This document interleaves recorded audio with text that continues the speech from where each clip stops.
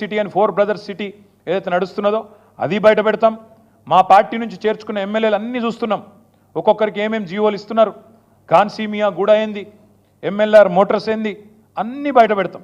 ఒక్కటి కూడా ఇడిచిపెట్టాం. మాకు అన్నీ తెలుసు, ఏం జరుగుతున్నదో తెలుసు. 10 ఏళ్ళు ప్రభుత్వం నడిపిన వాళ్ళం.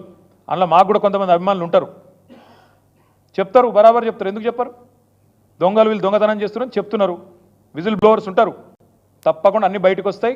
ఈ ప్రభుత్వం యొక్క భాగోతం అంటే ఎట్లా తయారైనట్టు వీళ్ళు న్యాయస్థానాలను కూడా పిచ్చోళం చేస్తున్నారు.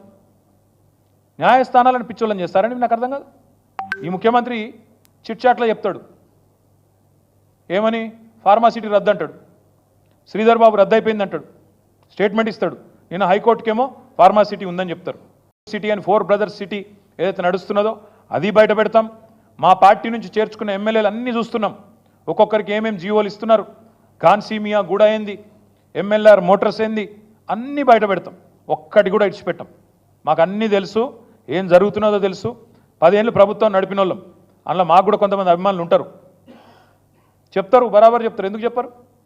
దొంగలు వీళ్ళు దొంగతనం చేస్తున్నారని చెప్తున్నారు. విజిల్ బ్లోవర్స్ ఉంటారు. తప్పకుండా అన్నీ బయటకు వస్తాయి.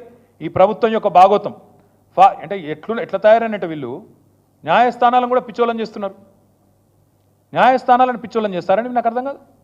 ఈ ముఖ్యమంత్రి చిట్చాట్లో చెప్తాడు, ఏమని ఫార్మాసిటీ రద్దు అంటాడు, శ్రీధర్ బాబు రద్దు అయిపోయింది అంటాడు, స్టేట్మెంట్ ఇస్తాడు. నేను హైకోర్టుకేమో ఫార్మాసిటీ ఉందని చెప్తారు. అసలైన తొలి వెలుగు. ఫాలో వాట్సాప్ @తొలి వెలుగు official.